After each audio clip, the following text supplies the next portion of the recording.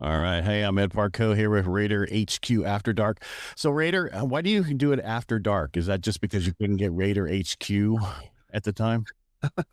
Well, hi. Thank you for having me on. No problem. Actually, the reason why I did it after dark was the premise of the channel was to try to educate VSRs, raters, and authorizers after hours. So I found that there were a lot of individuals who work in the claims process that didn't know how to do the claims process. Right. So I was putting out videos for them to review after dark. So it's kind of, And that's how it all started. So you were trying, because let me back up a little bit, because I've listened to 60 of your videos. And so when I say I went crazy on it, I went crazy on it. All right, you know what? Oh, darn this thing. Anyway, you like StreamYard. I have a nightmare with StreamYard. I like it, but there's issues. Like I have multiple channels and I can't switch between them once I go into it, unless I go back out, and it's a problem I have with it, but we'll just move on. Because you were talking about a bunch of the stuff that you've done on your channel and how you were educating people, and you didn't want to have to educate them at work. And then you decided to do it after dark is what I'm hearing. Correct. Yeah. It was rather than, because, RVSR, I've been an RVSR rater for a number of years. And rather than have the same conversation with somebody with different staff members 30 times, I just started doing videos to just say, hey, look, just come here, just everybody go here and watch this, type thing. Because contrary to, go ahead. No, I want to go back. So what service and why? That was the first time. I don't know if you've ever told anybody what service you were in and why you picked that service. You mean like my veteran, like my military service? Military service, yes. Oh, yeah. I'll just say I was in the Army, and then 68 Papa type situation. For us Navy guys, what the hell? Radiology tech. Okay, gotcha. All right. So I was a radiology tech. So I have a medical background, and did 8 years and got out via med board type thing because I was injured in the military.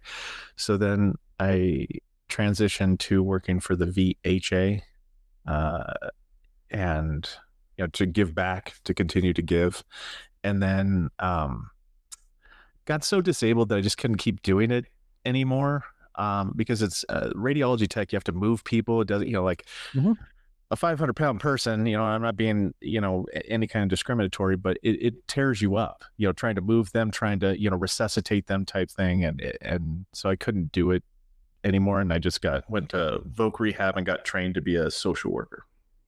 Gotcha. Just so my background, I'm a Navy corpsman, was stationed at Camp Pendleton with the Marines, was at the hospital, got into specialty physical therapy, and then also we pulled duty on ambulance duty on Camp Pendleton, and we'd get pulled out to the freeway and done this stuff. So I totally understand what you're talking about, heavy people, everything. I don't want to get into the whole thing about where you're talking about being rude, but there are some big people in the military, especially spouses. Yeah, and it's nothing against them. It's just honestly, what can the body take? And my body just couldn't take it anymore. And, it was like the worst day of my life because I really loved being a radiology tech. And see, I really enjoyed physical therapy, but I pulled it in the hydrotherapy area, which was for burn patients and other stuff. And after a while, it was so much for me, which I didn't understand about the PTSD thing and having any of that kind of stuff until recently. I just thought I had a good memory, and I was interviewing somebody on my podcast, Helping the Brave, and he's a Ranger, and he's like, dude, you have PTSD, because I have vivid memories of so many things.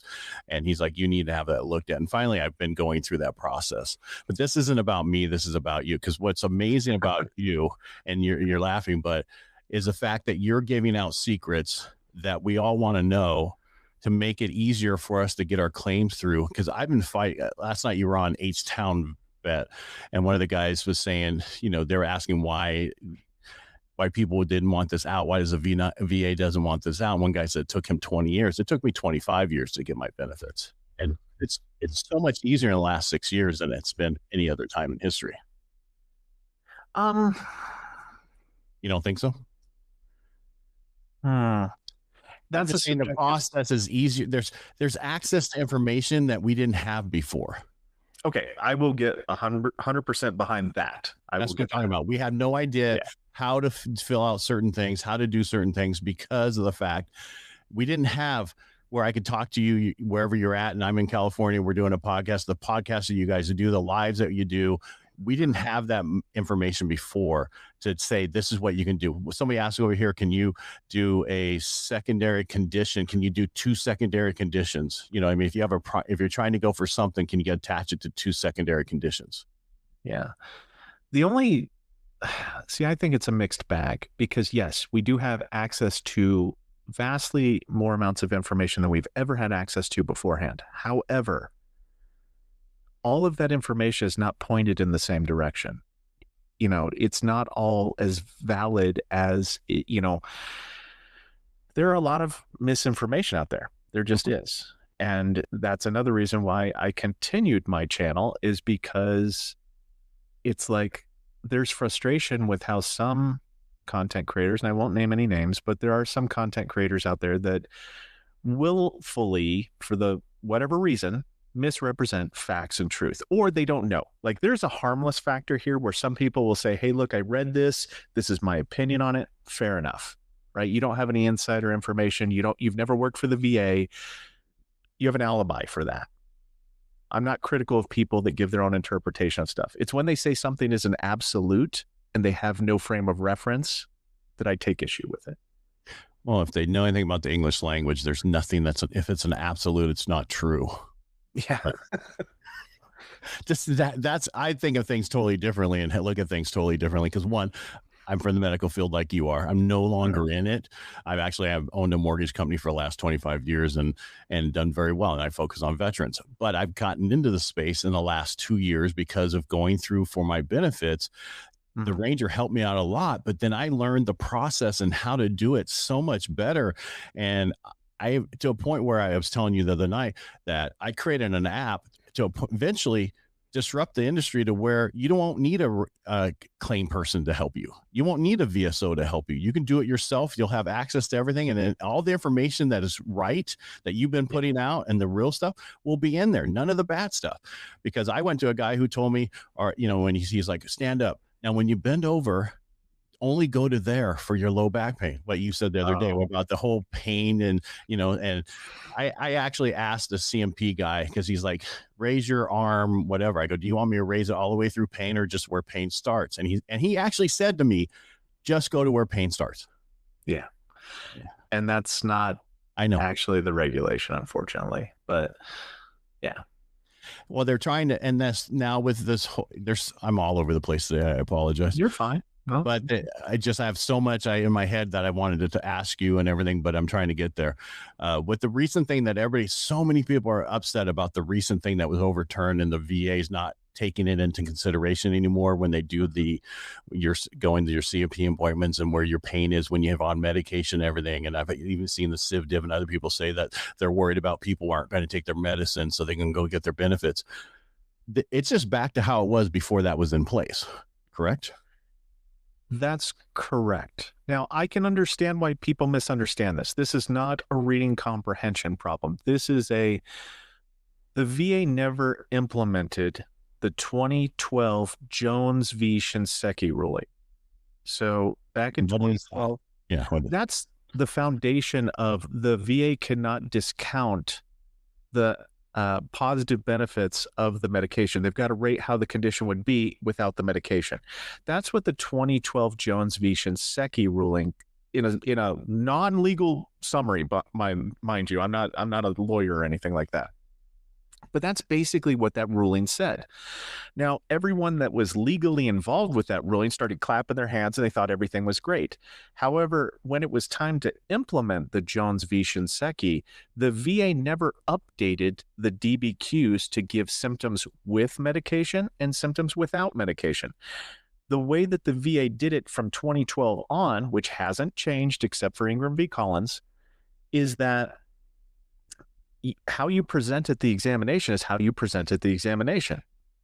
They don't ever ask you, what are your migraines like without medications? There's nowhere for them to annotate that on the DBQ itself.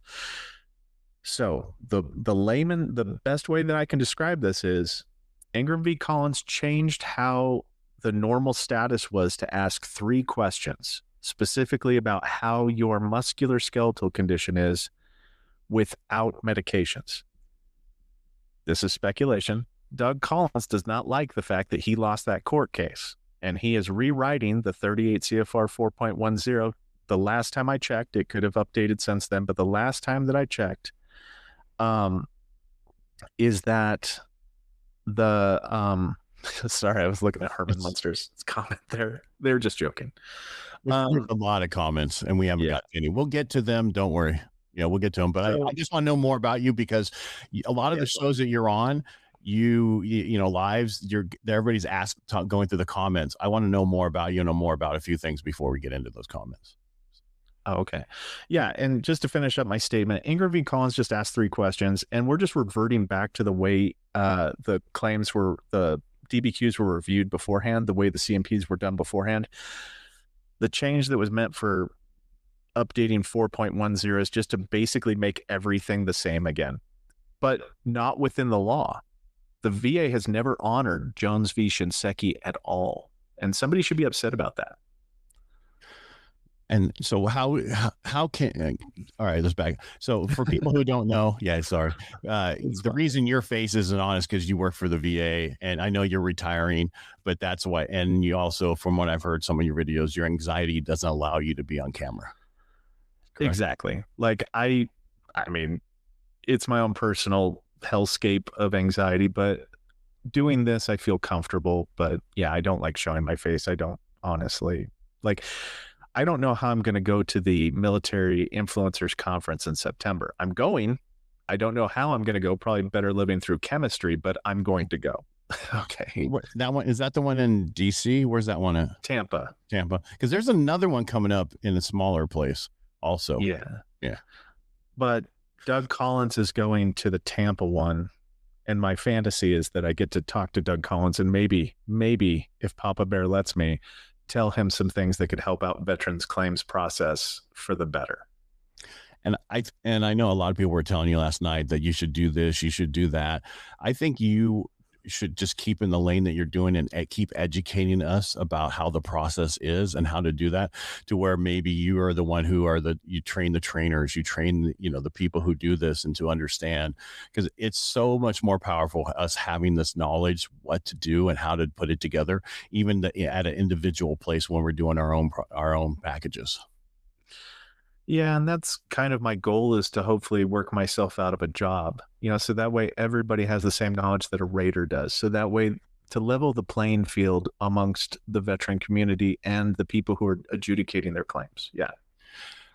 Question is, what happened? How often does that process change? When will you be no longer valid? You follow what I'm getting at?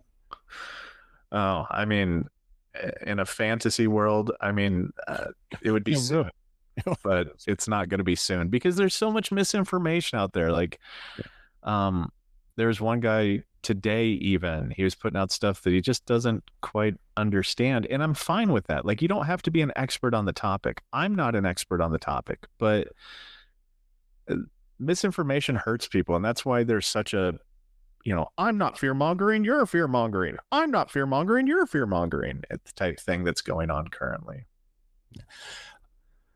There's so much real information that you can find in the right places. Yeah. And I mean, because MedPub, or, when you're trying to find out, like one of the guys I know, he has a guy who has prostate cancer, and they took out the prostate, and he was a helicopter pilot. I'm like, well, find out if there was something regarding helicopters or something that, that caused that type of cancer. But then there's also the presumptive from the burn pits, whether you're on the ground or in the air, correct? No. Yeah. Yeah. Sorry. It's about tying it together, though. You have to tie it somehow that it did happen to that person. You can't just, because they got denied for it through the VA. The question is, because then I heard you last night talk about your VSO that you went to. You said you wanted to do this, and they said they couldn't do it the certain way. It was impossible. Yeah. And I know from being what I do, I can close a VA loan in 8 days, which I was told that's impossible, but I can do it. And I've done it many, many times. Not that I want to, but it's as soon as you get the appraisal and we close. Yeah. It's the same thing in what you're doing is how do you package this up to where it makes sense? And then that happens that way. Is that kind of what you were trying to say in the past? Yeah, and I'm trying to build foundations in my videos. So there's fundamental foundations, which this is correct until it's not. And then this, and then I build another layer on top of it. That's kind of how I've been building my channel and the videos. I've been putting them out in a specific kind of order for that. But the process is so convoluted, and there's a conspiracy side of my brain that says by design, to where unless you've actually done the job before, you don't know. Like, the single most misunderstood concept that I have been fighting since the inception of my channel type thing has been, a lot of veterans think that case law dictates how the VBA works. And that's not the case. The M21 dictates how the VBA works. And so it's been a struggle in all directions trying to find a way to educate, because I'm like the little Dutch boy with the dike. I'm putting my finger here, I'm putting my finger here, and there's just so many holes where the information's not accurate. I don't know. Well, it's funny because check this one out. Yeah. He's far more experienced rater than me, and I was just really starting to understand the process when I retired. The spiritual wrestler is the one that got me into creating my channel, by the way. Like, yeah. I saw his channel on there, and I can tell by how he was talking about certain things that he was a rater himself. Because there's certain inside certain inside terms that nobody uses unless you work there. Right. Yeah. No, he's a great resource too. Well, there's a lot of great resources, and you talk about them all the time. And again, if you guys are watching this, you like what we're doing here, just subscribe to Rater's channel, help him out there. You can subscribe to mine if you want. You don't have to, but let's help Rater out. The most important thing is just to help each one of us to get the information we need to move this thing forward. Because I think this movement needs to keep moving to where veterans are more educated. The people who are handling the process is more educated. They understand the process, because that will make it so much better for all the vets getting their benefits. Yeah. Agree. What is the biggest misconception that veterans have when they're trying to get their benefits? Well, I already mentioned one of them is that case law matters, because whenever they appeal things, veterans like to put case law in there, and they like to dictate how things should be interpreted. They think it's from a legal standpoint, especially on supplemental claims and higher level reviews. You're dealing with a person with a manual in front of them that is trying to process things the way that they've been told to process things. So that's one of the biggest misconceptions, I think. So what you're saying is to focus more on medical information than on laws.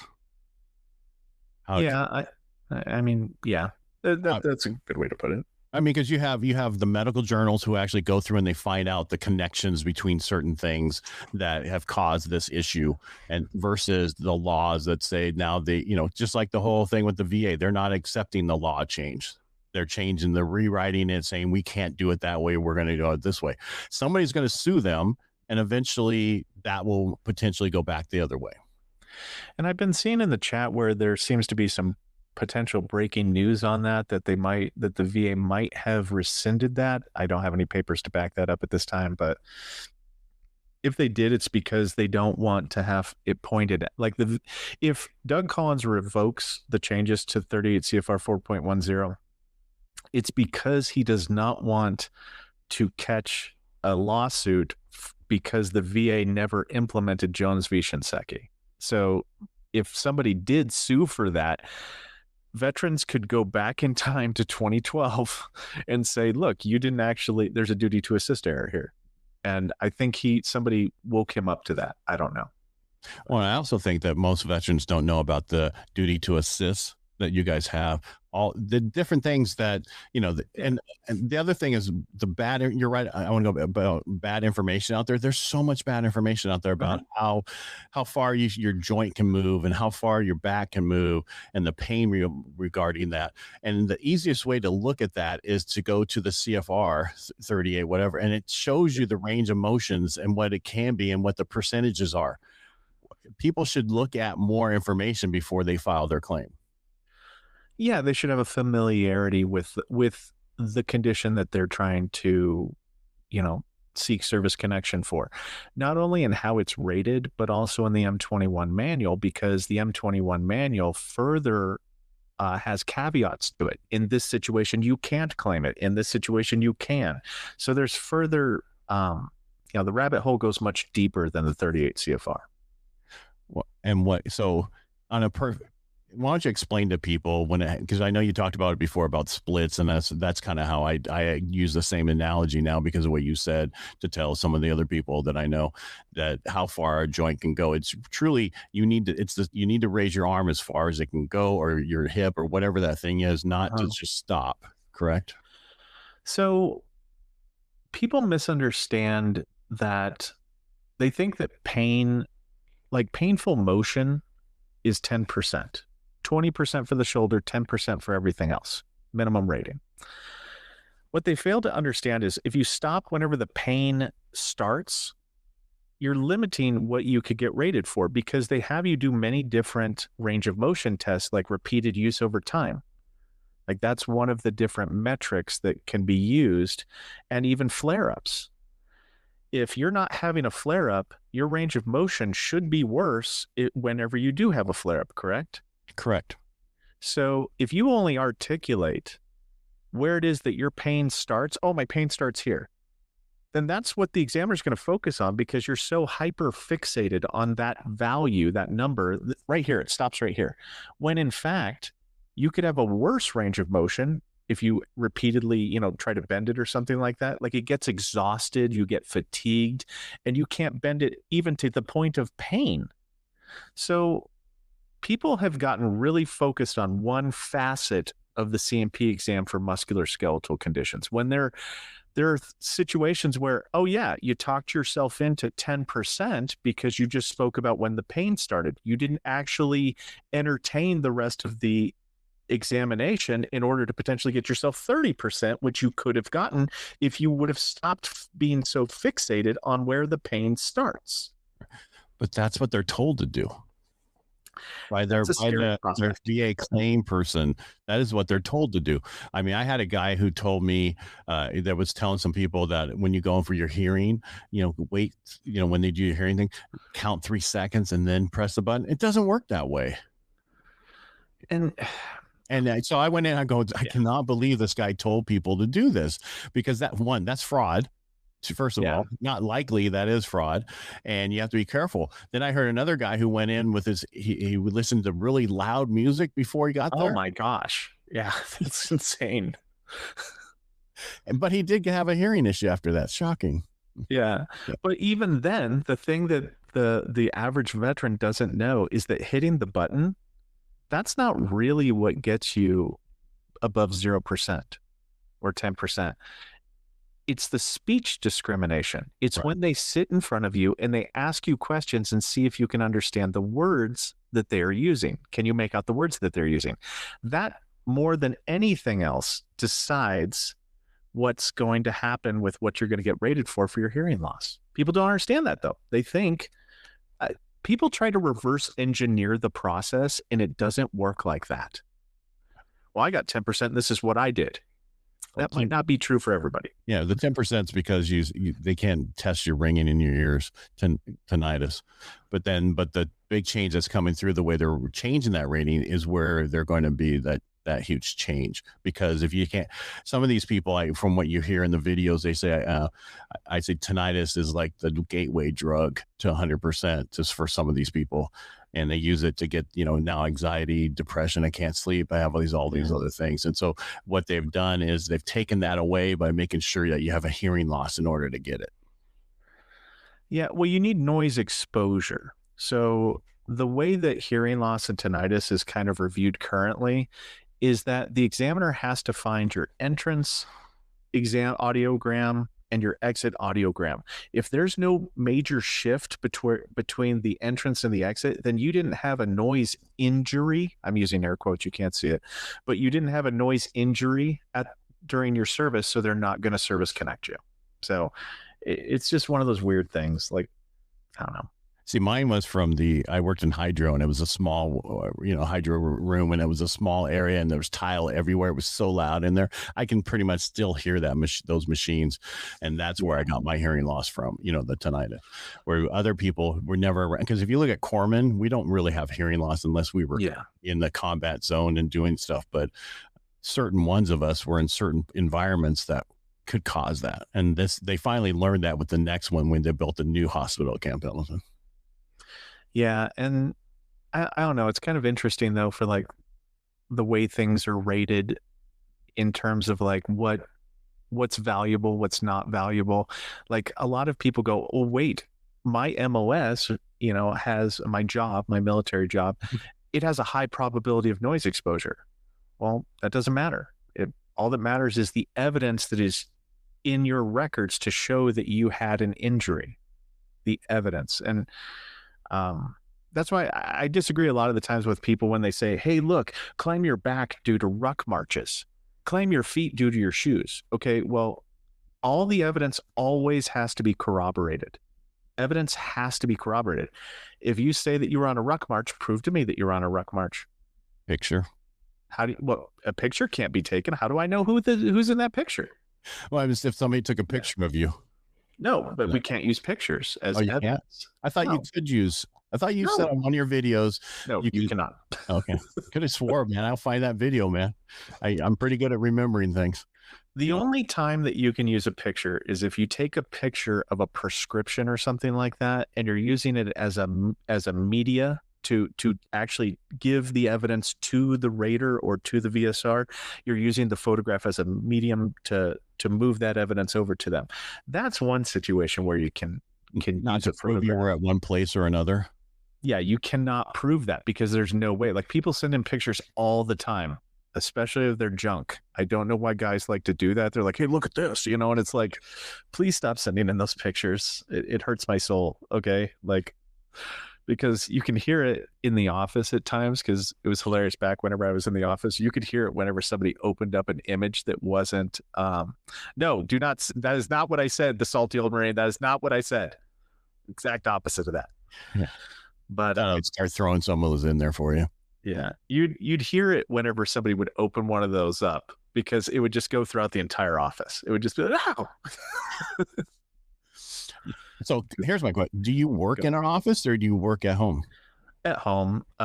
Since the COVID-19, everybody went to work from home, and just some of us have reasonable accommodations that never came back, and, type thing. Newer ones have to go in the office.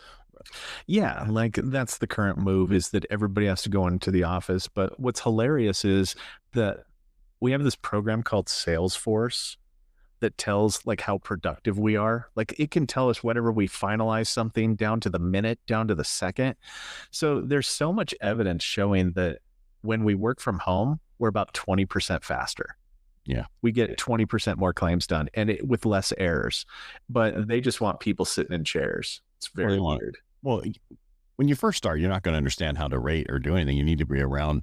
It's the ones who've been doing it for a while. How long have you been doing this? I've been in the VA for 10 years. So how long have you been rating for? I will not say, because I don't want to do that. Well, no, that'll narrow it down as to who you are. Oh, yeah, who you are. Who I is. Aren't you on your long-term leave right now anyway? No, I'm in the retirement.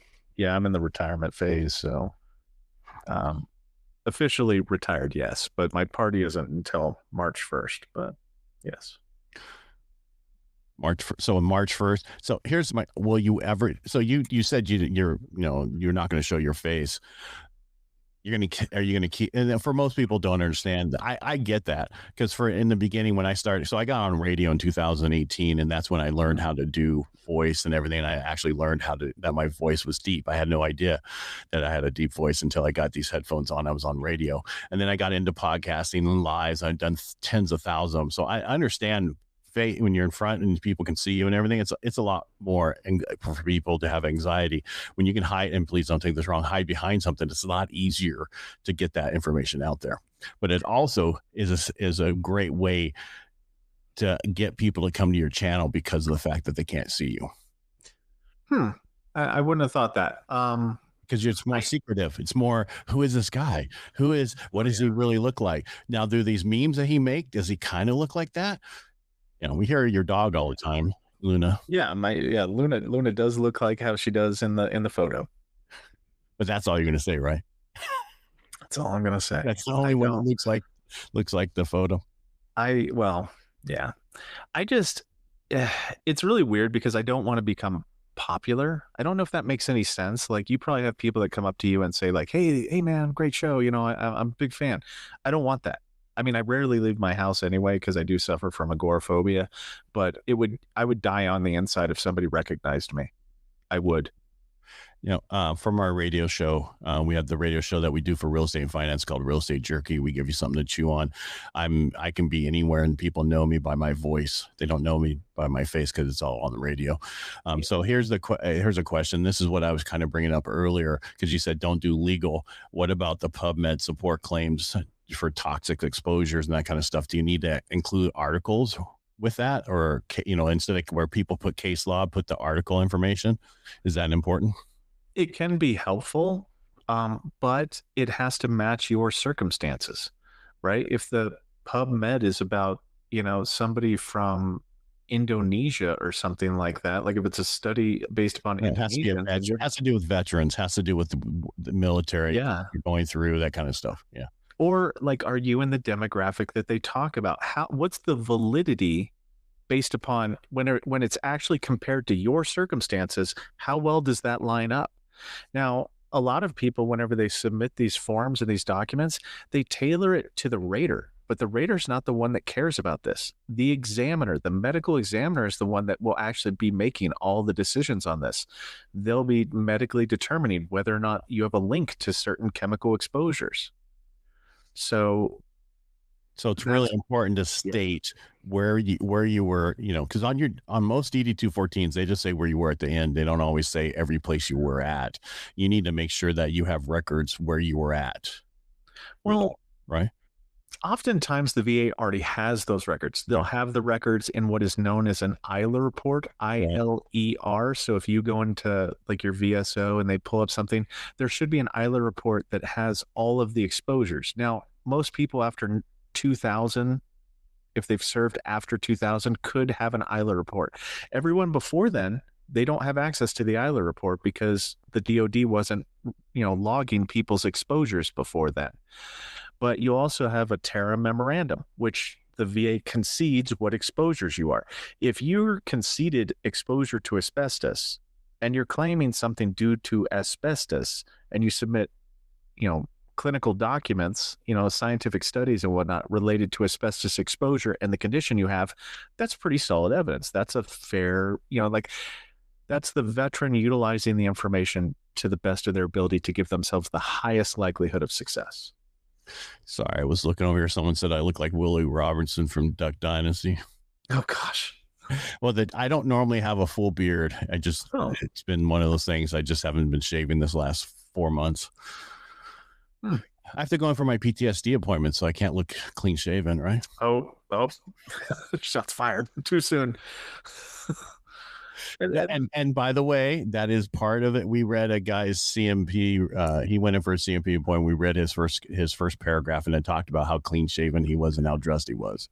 And doesn't matter. It's part of the whole thing about caring about your look, isn't it?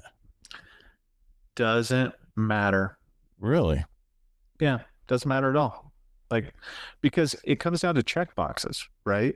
Like, just because you're not clean shaven doesn't mean that you neglect your personal hygiene. Okay. I mean, your other personal hygiene?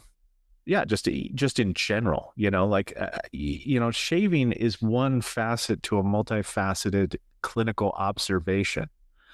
Some people rub their clothes in dirt and stuff like that, but there's other ways to look. Like, okay, I'm a clinician. I'm going to look at your fingernails. Okay. I'm going to look at your shoes. I'm going to look at different things, how the knots are tied. I'm going to look at the wear marks on things. I'm going to look at different things. Like just because you're clean shaven, like there's malingering reviews where you determine whether or not the person is being factual. And shaving doesn't. I don't go, oh my gosh, he's clean shaven. This man is fine. Like it. A lot of people assume that, but that's not it. It's a whole magnitude of things. Look at their eyebrows. Like, if they've got well manicured eyebrows, then okay, maybe, but it's a multifaceted thing. Gotcha. So basically I've had some people who said they got denied for it because of that. And it's Nope. There's so many things. If you look at the difference between 10, 20, 30, all those different categories, there's so many things that are in there. You have to match those. If you miss them, then you go to the lower one, correct? Yeah. And I'm not a VA claim person. So No, it's how just so people understand. How this podcast happened is I watch your stuff, and I always have veterans on my podcast helping the brave to talk about your service, your transition, what you got into. I just wanted to talk to you because of the fact of, and we were going to do just a regular podcast. You last night go, can we do a live? And I'm like, okay, I haven't done a live in a long time for this. I do 14 shows a week, and most of those are lives. So, yeah. I'm sorry, I didn't mean to add to your plate. You're not. It's fine. It was good. It's a Thursday. It's my Thursdays are my easiest days. So I guess mental health is one of those hard things because the way that I would describe it is if you're going into a CMP exam and you're making a statement of like, look, I have poor hygiene, there needs to be some corroborating evidence in your treatment records in order to convince that examiner to check that box. The rater just transcribes whatever boxes the examiner checked into VBMS, and that's how it's rated. So if somebody didn't get service connected because of something, it's because the examiner didn't believe that either the veteran didn't have the diagnosis that they kind of wanted, or the examiner believes that there's a different cause for their, mental health condition. And it's not going to be determined by like one individual symptom like shaving. If you're clean shaven and you have hallucinations and delusions that are well documented in your treatment records, I don't care how clean shaven you are, you're probably going to get 70% just for that symptom alone. If you're service connected, like let's say you go for an increase that's well documented that you have hallucinations, delusions, and you've been hospitalized for them, how clean shaven you are will not factor into it. It's especially like if you have the weight. God, it's really hard to describe this. The weight of the symptoms depends. If you have two symptoms together, they can have a different weight than if you only had one of them and a different symptom. So there's no way to eyeball it. And if people push, you brought up malingering, and I don't think people understood that except for when we were in what that was called. But when you go in for your exam, and if you embellish on how bad it is when it really isn't that bad, that's going to hurt you overall on everything you're doing, correct? Because they write that information in your information, correct?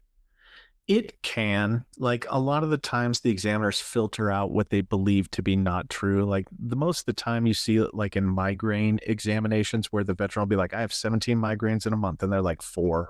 The examiner goes 4, you have 4. That's them filtering. That's them going, okay, this is what I can kind of believe based upon what they reported and how they, what the evidence says and what all this stuff. Because you have to understand under 38 CFR 3.159, the examiner creates medical evidence with the DBQ. They're filtering all the evidence that they've been given, and they're creating evidence based upon their interpretations. Okay. Since you brought up about the DBQs and the AI, because I've been building this app out with AI and doing everything. And then everybody's so worried about, because I've seen those companies where you can, get a DBQ and a Nexus letter pretty much for anything you want. I mean, that's going to be major with what they're doing. There's going to be a lot of people with fraud going through that. And that's going to cause a lot of people potentially to go to jail. I don't. For me, it's premature to determine outcome just because I don't know how the VA is going to take this. Like, we don't know how hard they're swinging on this. It could be something to where their goal is to disconnect people who were malingering or provided falsities. We don't even know if the focus is on the veteran or on the like external organizations, because these are all private DBQs. Remember that. They're not looking for malingering in all DBQs. They're just looking for private external DBQs. Right. Well, that's what I meant the private one. I apologize. I didn't say that.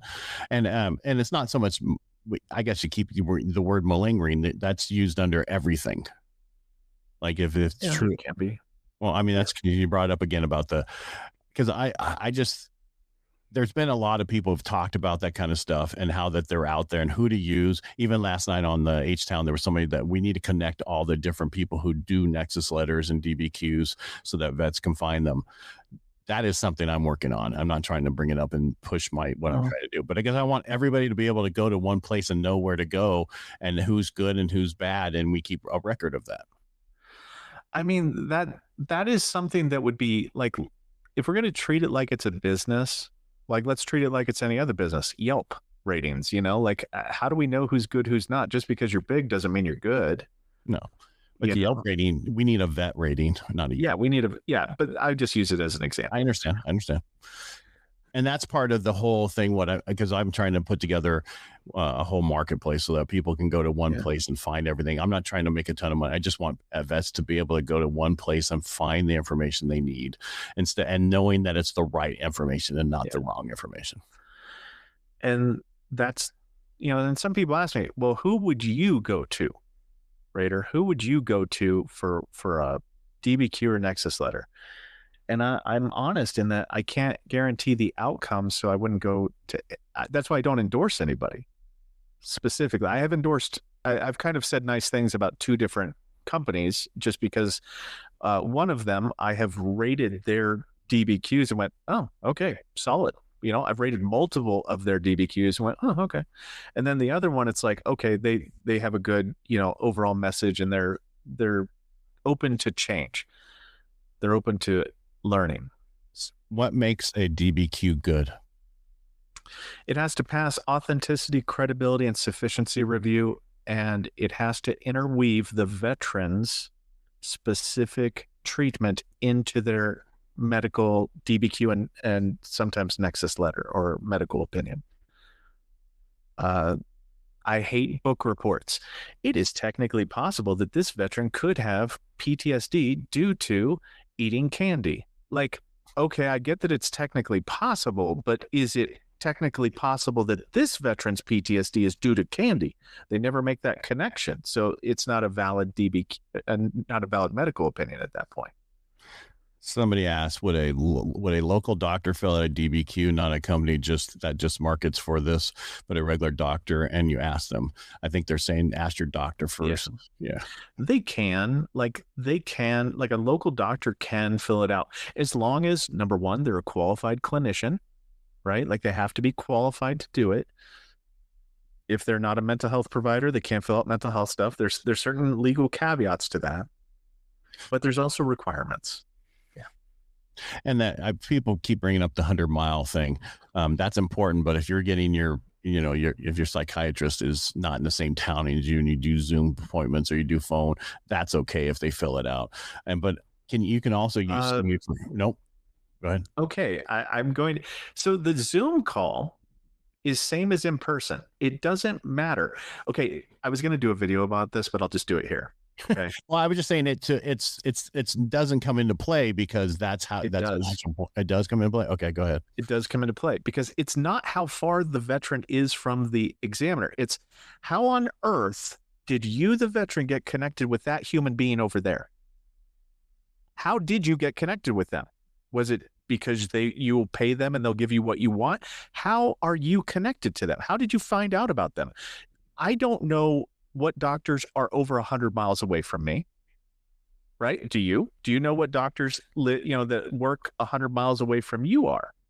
Why would you know that? How would you know that? What is the motivation to know that? That's the crux of the issue. It's not that you live 100 miles away. It's how did you get connected with them? Yes, I'm in Modesto, and most places are further than that, yeah, further away. yeah, go to Sacramento or whatever, they're far away. But the people are saying that because there's some companies who will review your information and then write that information for you. Is that allowed also or not? For like they'll review, like I know a guy who is a PA who also is a CMP person, and he'll review your medical records, review everything, and then write you a Nexus letter and a DBQ. And he's like 300. He's in 2 states over. Perfectly fine. But then it comes into the credibility thing, like the authenticity and credibility. How do you know this person? How did you find out about them? What's their motivation? What's your motivation? Like, is it fraudulent? Is it pay to play? Like those are the questions that are being asked whenever the VSR is reviewing that DBQ. How do they know each other? Now, what I recommend people to do is provide an actual 4138 VA Form 21-4138 and say, hey, look, this is why I'm using this person. This is how this is happening. Okay, this is why I'm going to this human being. This is how I got connected with them. This is why I'm using them. Like, I've done this in my personal life where I've submitted a 4138. I used a private DBQ and said, hey, look, I don't like going to the VA doctors because I work for the VA. So I found a doctor that works outside of the VA, and I'm using them for my own privacy. Explanation matters. Now, if they're a specialist and you can't and there's nobody around you to treat you, then that's a rationale. That's a perfectly good rationale as to why you are receiving care from that person or whatever. See this one? I got my DBQ from outside PCP and they got burned, saying the VA examiner was more credible. Yep. And that's honestly what happens. And once the VA exam has been created, the rater can overturn the VSR determining that it was insufficient. So they can use a private DBQ if the rater reviews it and says, hey, look, I actually think there's nothing wrong with this. At which point in time, like I've overturned VSRs that have basically said, no, I don't think that DBQ is real. Let's go to a VA examination. I've actually overturned that and said, look, I'm going to combine these together to where the veteran gets both symptoms on both DBQs, the worst one being the higher one. I'm going to go with that. But yeah, I don't know. Spiritual professor.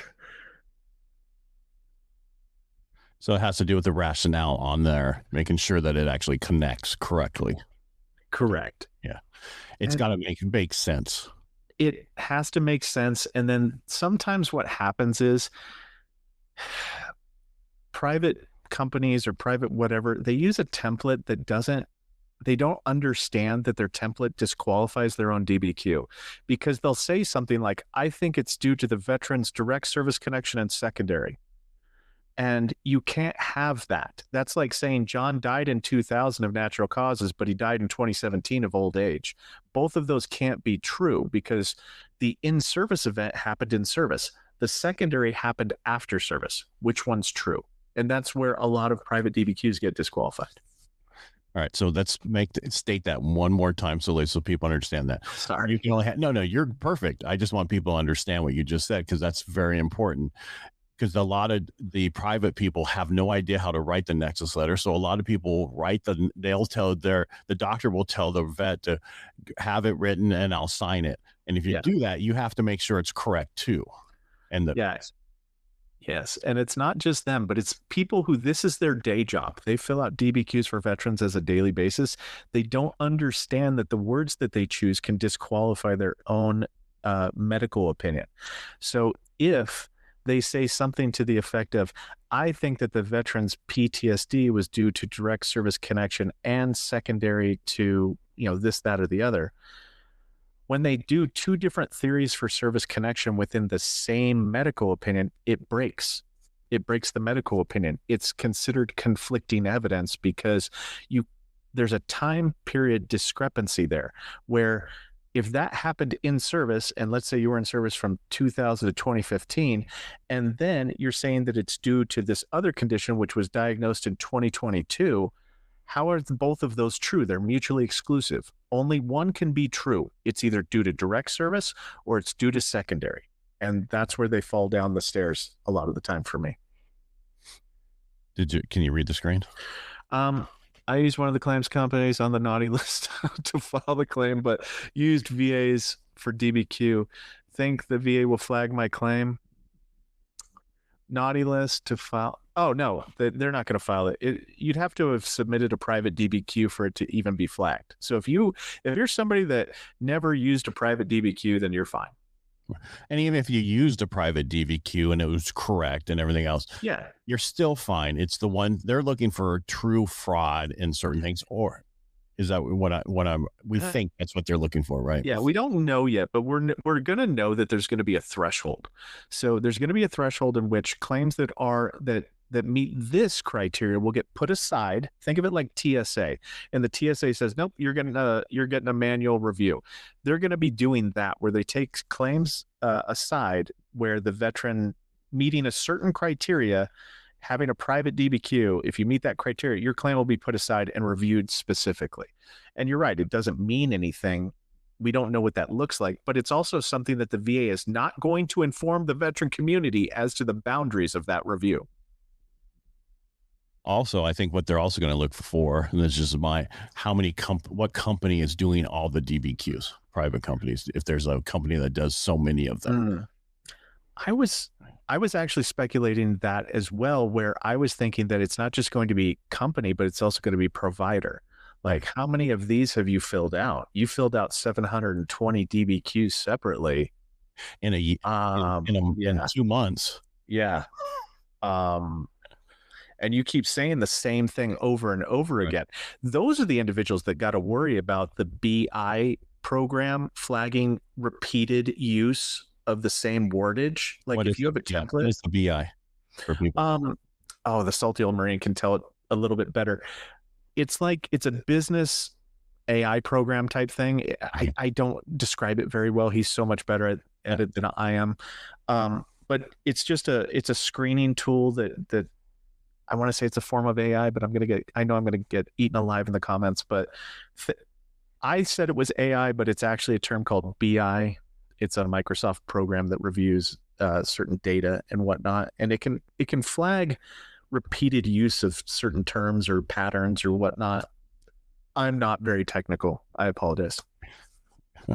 All right, that's okay. Don't worry about it. Here, I think this person's fine. My VA CMP exams are scheduled 100 plus miles away. No problem with that far. That's a CMP. That's something totally different. You don't control that. They're more worried about what you control and who you go to and why you go so far away. Yeah, because unfortunately the CMP examiners are vetted. So they're part of the contractors. They're vetted. The VA doesn't look at, it's not the distance. It's how do you know this human being? Well, of course, the vendor knows that person because they're on the payroll, they're vetted. How do you know Joe Blow doctor over there? Why do you know them? What's the motivation? Yeah. Because like the person I know, I could have said where I interviewed him on a podcast and I thought it was very professional. And so that's why I used him. That doesn't mean it's perfect, but that is why, I didn't go to him as a pay to play. I went to him because of the fact of now we have a relationship because I interviewed him and I know him pretty well. And I thought he would do a great job. Well, and that's fine. And as long as you were to articulate that when you submitted your DBQ, it's like, hey, look, this is how I went about finding this guy.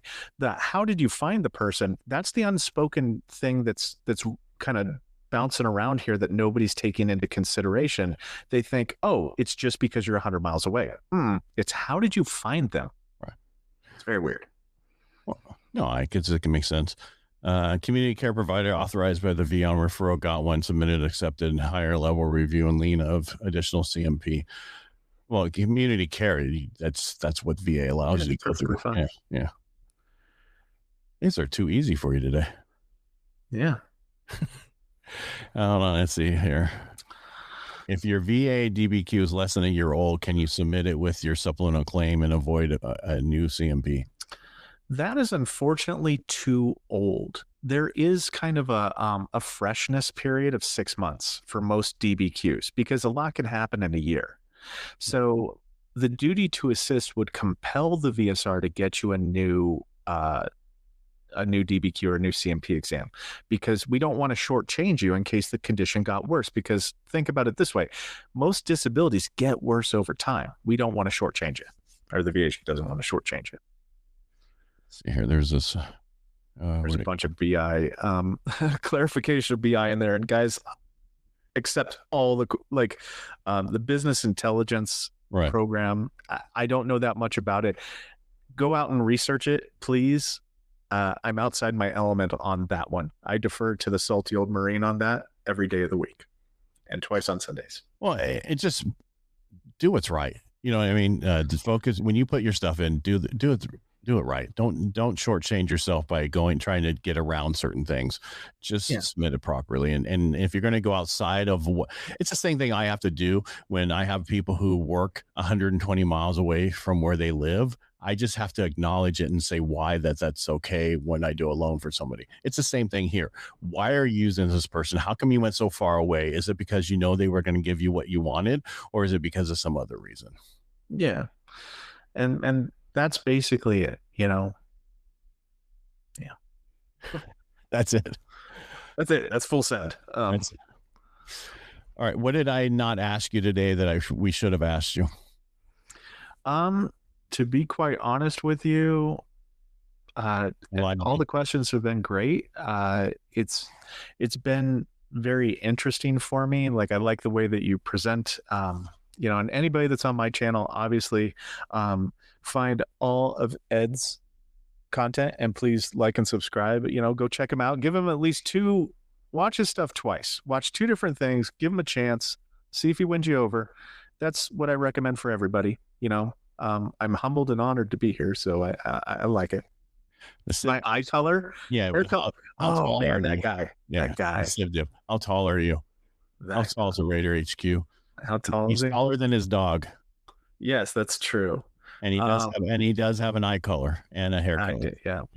I don't know. Like, and what's funny is whenever I go to the military influencers conference, I'm probably going to sneak up to people that I know that are going to be there, and I'll probably say a couple words to them, but I'm going to go. I'm going to force myself to go, but it's going to be straight panic attacks, but I will not be sitting there like, hey guys, how's it going? I say I've got, you know, severe mental illness, but I'm fine. I'm not fine. Like, I might say hi to a couple of select people, and then I'll just fade to black. And then, you know, I don't know.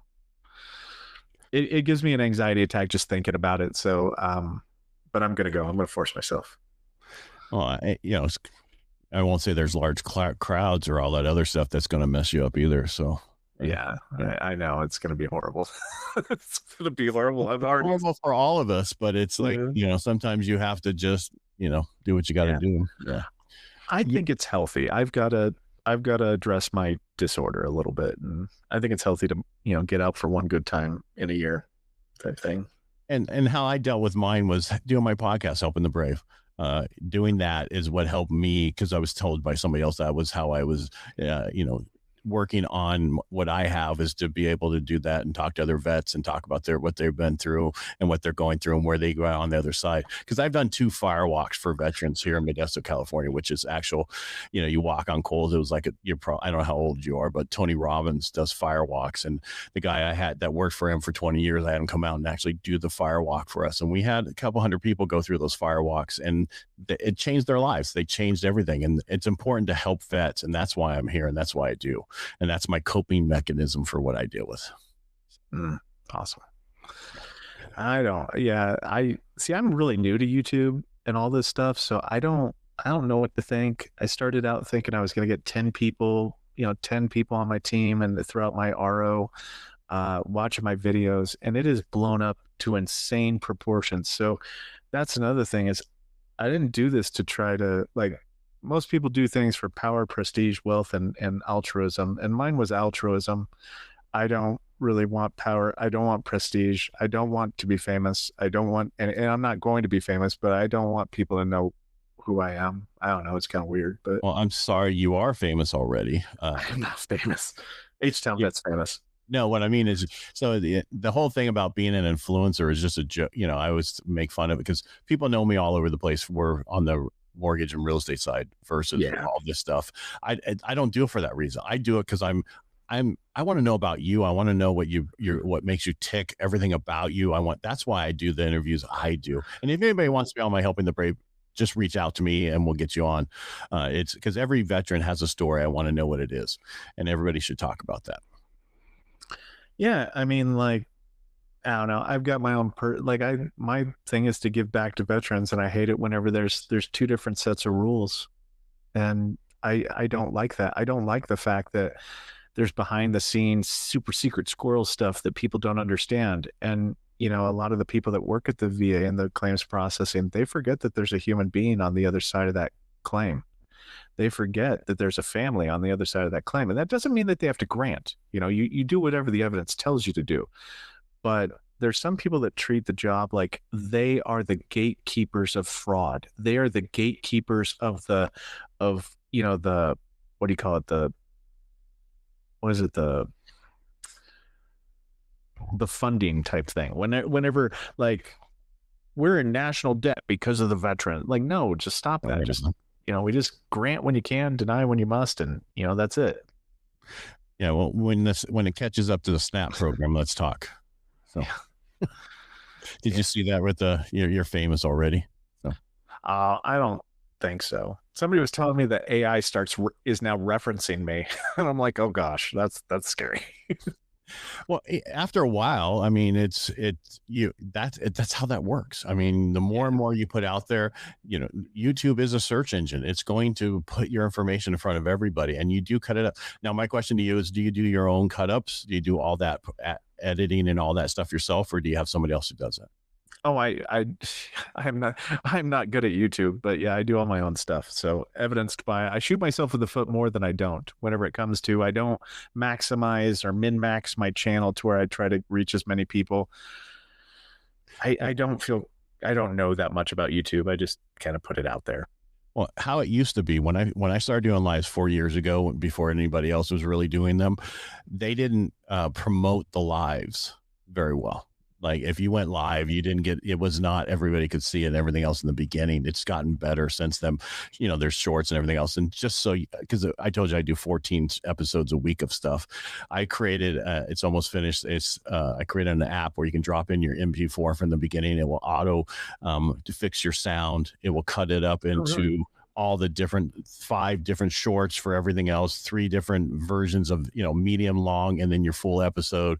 And then it will automatically send it out to all the different places that you want it to go live to, you know, when you're done. So that's about 80%. I just got to finish a couple more things. And so when I get that finished, I'm going to reach out to you so you can beta test it for me, if you would. Yeah, that'd be cool, man. Because what's nice is I have a whole team of VAs, virtual assistants, not the VA people. So, you know, we gotta be careful going back and forth who we talk about, right? Because I'm on so many different things and they have to explain to me, hey, which VA you're talking about. So I have a team that cuts all my stuff up. And I want to get to a point where I don't have to have that team because of the way things are. And with the way AI is and the way you can vibe code and create stuff these days, eventually it'll get that way. So, yeah, I mean, I think it's cool. I think, like, once again, the YouTube, I'm not good at YouTube, but I see value in it because there are some people. Why do you say you're not good at YouTube? You go live and you do, and you drop videos. What more is there? I mean, I don't have a catchy little jingle at the front of my thing. I don't have, like, you know, Uber AAA level graphics. Like I said, I don't maximize my stuff. Like, a lot of people think I'm AI. They think my channel is AI because they're like, he doesn't show his face and he doesn't actually, like, and he's just reporting stuff. So you know how you get those AI slop channels out there that they show a picture where they're talking about veteran stuff, and then there's people running in a field and a bicyclist, or, you know, like it slops together all this stuff. They think that my channel's like that, but it's not. I am not AI. But the people you serve know who you are, and that's what's most important, because you know who your perfect client is. I know we're completely off the subject of what we've been talking about, but the most important thing is when you're talking to that one person, who is that one person you're talking to? You know who that person is. Yeah. And that's who you talk to. That's why you do so well. So Yeah. when you say you don't do well, you're doing very well on this Well, because of the fact. And the fact that you don't have a quick thing in the beginning and all that, it's the fact that you don't show your face that's drawing everybody to you because they understand your issues. We all are vets. We all have issues. We understand other vets' issues, so we get that, and we just appreciate the knowledge that you give. I got once I found you, I was like, man, and that's why I went through. I mean, I know you have a lot of videos, but I went through 60 of them in the last 2 months. So yeah, and the information, honestly, it holds true, but it I'll put out something new whenever something new comes up. But a lot of it is just organizing your evidence. And people will come up to me and they'll say, hey, look, man, I was able to get, go from this to this, and it's because of you. And I'm like, no, it's because you organized your evidence. You have your evidence. You did all this. I don't like to take credit for things. It's my anxiety disorder again. I don't like to take credit for stuff, but I like the fact that veterans are feeling that there's good information out there. And I've tried to boost up everyone else around me as much as I can. Now, there's a couple people that, they want to, I don't know, they got a hustle or something like that, and I'm messing up their hustle and they want to come at me, and that's cool, I guess. I'm still learning what the etiquette is on YouTube, but, like the salty old Marine, H-Town vet, the salty Marine, I like boosting people up because we are a community. And I feel like YouTube has really fractured that, unfortunately. what everybody's trying to. So first, before I go to my next statement, I want to go back to what you said. So what you can tell these people is you open the door for them and they walk through it. How about that? Oh, okay. Yeah. And the reason, because I had a mentor. Yeah, I had a mentor who was here, and I got in a documentary about real estate and finance because I was at one of these events, and they were doing a documentary, which is unheard of for a mortgage person to be in a documentary. But the issue was, and I was like, "Thank you so much for getting." He goes, "Dude, I opened the door. You walked through it and talked to him and got on. That was all you." And that's the same thing you're doing. Is you're opening the door to the knowledge, so that we can have it and then we take it. So when someone says thank you for helping them get there, they really mean that because you did help them. And the information I've gotten from you just is amazing how much, because I couldn't have found it anywhere else the same way. Yeah. Yes, CivDiv, there's other channels who have it and they're good, but you're a rater. It's a totally different world. But I'm also not the only gig in town. And that's one thing I will tell everybody is that some people might not like how I present my evidence. That's fine. There are good channels out there that present it just in a different way. That's the other thing is I don't want to, it's not like Highlander. There can be only one. Like there can be a lot of different channels out there that actually, provide the support and, I guess enrich the entirety of the information, and I think we can all do it together. I'm really weird. I'll admit that. I'm weird in the YouTube thing. I don't have to be the subject matter expert. It only took 2 weeks to go through. Just got the decision notification. Well, I mean, congratulations. It's like when somebody says thank you for your service, right? I get that uncomfortable. Like that's how uncomfortable I get. I go, thank you for your support. I'm glad everything worked out. I don't know. My son's in the Army. He's stationed, and the last time he went to the airport, he goes, Dad, he goes, after the 100th one, it's just so much when you're walking through an airport. I go, but be happy because Vietnam vets got nothing. They got spit on. So be thankful that they're at the point where they're thanking you. When I was in the service in San Diego, there were signs on people's lawns that said, keep your dogs and your sailors off our lawn. Oh, wow. Yeah. Wow. That's horrible. It is, but that's what we deal with. You got to remember, in certain towns, they love you and hate you at the same time because, it's like if you look at Hawaii, they hate the tourists, but they need the tourists and they love, that whole thing. So it's things like that happen. I unfortunately I could keep going, but I have an appointment in a half hour. So, what is there anything else you want to leave us with? I know you're going to talk more. You probably have 4 more lives today that you're going to do yourself. And one more. I've got one more live actually today. But honestly, it's if you're confused, try to educate yourself as much as you can. If you need help and support, there's accredited ways to go about it. There's some claim companies to go about it. Like I don't do my own taxes. I pay somebody to do my taxes. So in some respect, I can kind of understand claims companies, but just be mindful of who you're going with and what they're providing to you. Like if they're like, yeah, I've been doing this. Okay. But what's your claim to fame? Have you worked for the VA? Have you whatever? Like what is your claim to fame? Because it really frustrates me whenever people like, you know, get consulted, like they pay money to people to be consulted, and it's like what gives you the information? I don't know. I'm thinking about becoming legal eagle, like going the accredited claims agent route, and if so, I don't know, that might be something I do in the future. But have you, because I looked into that, it takes a year, because I'm in California. So they just passed that law where in 27 January, you can't help a veteran. Well, technically you couldn't help a veteran to begin with unless you were a VSO or accredited to begin with. And so the only difference is they just made it illegal, where that federal law has always been into place, but they took the teeth away. Yeah, they took the teeth away. Yeah. So, and a lot of the times, I'm sorry, one more thing. They don't even know what the teeth are going to be on this law. Yeah. In California. And the way they said it and the way they did it, I guarantee someone's going to sue them, and they're going to make those changes. So the biggest thing I want vets to get their help. If you get help somewhere, but just be cautious of who those people are. Just how much they're going to charge you. Because I paid for mine, which I was okay with because I had no time. I had no understanding of it. But during the process is when I learned so much, and now I understand so much more. You need to get help, but be careful who you're going through. The problem I have is the ones that would charge a certain dollar amount and then only get 10% and then still charge that dollar amount. If they don't give you a certain thing, then you need to look somewhere else. Money back guarantee. Yeah. I agree. Like that's sound. Like that's sound business advice there, to where at least you have a safety net, it's hard because, everybody here is a grown adult. They spend their money however they spend it. I'm not telling people how to spend their money. I'm just saying, look, there are free options, like in terms of like, I'm giving out free information, although I am pushing coffee and I am pushing, ads on YouTube. I'm not partnering or affiliating with anybody currently.